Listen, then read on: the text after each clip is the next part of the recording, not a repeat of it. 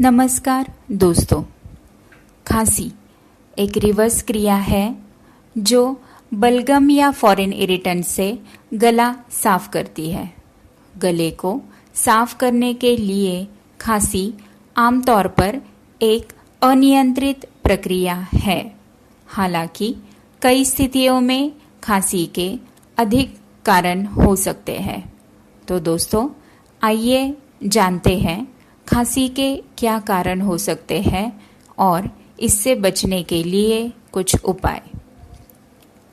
एक खांसी कई स्थितियों के कारण हो सकती है, स्थायी या अस्थायी दोनों भी।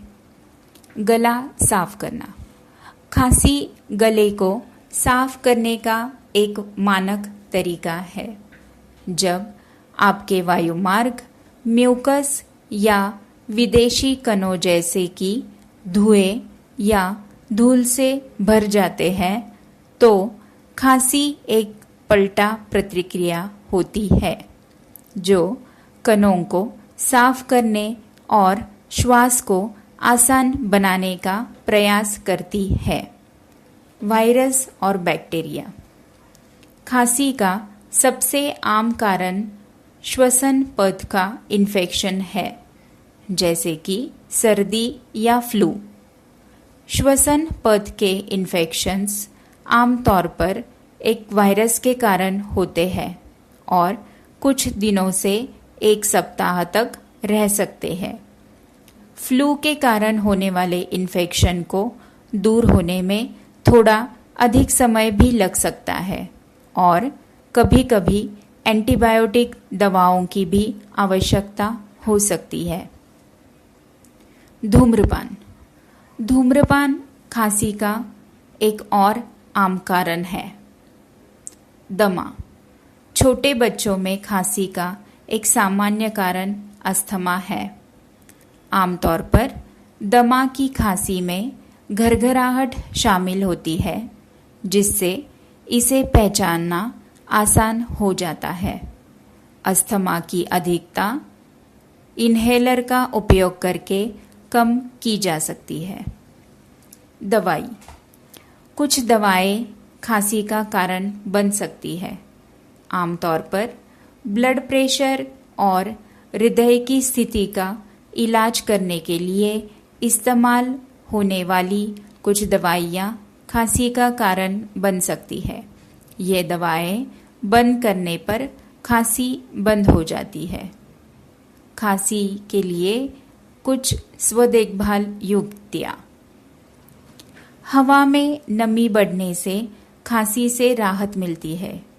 एक वेपोराइजर और भाप नमी बढ़ाने के दो तरीके हैं। अतिरिक्त तरल पदार्थ जैसे गर्म पानी पिए। जब सर्दी और एक भरी हुई बहती नाक खांसी के साथ होती है तो यह अक्सर गले के पीछे म्यूकस टपकाने के कारण होते हैं। एक डीकंजेस्टेंट जो नाक के मार्ग खोलता है, डॉक्टर से परामर्श करके यह डीकंजेस्टेंट आप ले सकते हैं। कुछ क्रॉनिक खांसी साइनस इन्फेक्शन या एलर्जी के कारण होती है। डॉक्टर्स की सलाह से एंटी एलर्जेंस दवाएं लेके खांसी कम की जा सकती है। हनी जिंजर कैंडीज चूसने से सूखी खांसी में राहत मिलती है।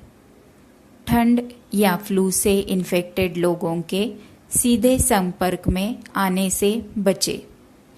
अपने हाथों को बार बार धोए।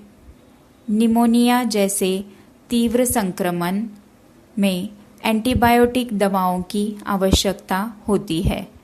डॉक्टर से सलाह लिए बगैर कोई भी दवाइयों का सेवन ना करें। अधिक जानकारी के लिए हमारी ब्लॉग पेज healthcarentcare.com/blog जरूर देखें। धन्यवाद।